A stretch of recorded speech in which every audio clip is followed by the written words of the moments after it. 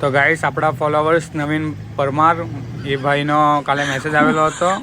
એરુ 4 રસ્તા પર food house છે ભાઈનું.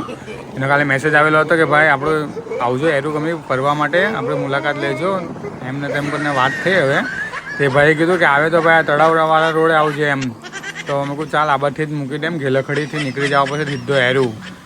ભાઈ કહેતો રોડ હાંચવીને આવજો, રોડ બહુ ખરાબ છે. હવે આપણને કંઈ ફરક નહીં પડે રોડ બોર્ડ, આપણે તો બધા રોડ પર ગાડી ચલાવી લઈએ. આ લાગે આ કામ ચાલુ મૂકીને જતી રહેલા છે આ લોકો.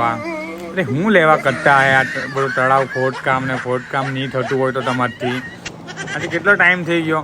ચોમાસાના પહેલે જ તમે ચાલુ કરે ને ભાઈ ચોમાસામાં આવીને મૂકીને નાહી જાય ને આજુબાજુ તો બધા લોકો રહેતા છે તળાવની હંભે જ, એના પોયરા અને આ તે બધું કાડોકમાં રમ્યા કરે ને. આ જો આ હવે પેલો ભાઈ આવતો છે, એને જોઈ લઈએ એનાથી હવાય કે નહીં હવાય પછી આપણે ટ્રાય કરીએ. ભાઈ પહેલે ઇસ્તેમાલ કરો ફેર વિશ્વાસ કરો.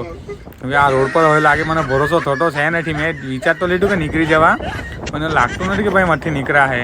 તો બી કંઈ નહીં, આ ભાઈ નીકળી આવેલો છે તો આપણે ટ્રાય કરીએ. ધીમે હરવે જવું પડે, નહીં તો ઊંચા ટાટા થઈ જાય તેવું જ લાગતું છે મને તો. હમણાંથી ગભરામણ ચાલુ થઈ ગયેલી છે. હવે કોશિશ કરીએ ગાઈસ, જોતા રહેજો તમે.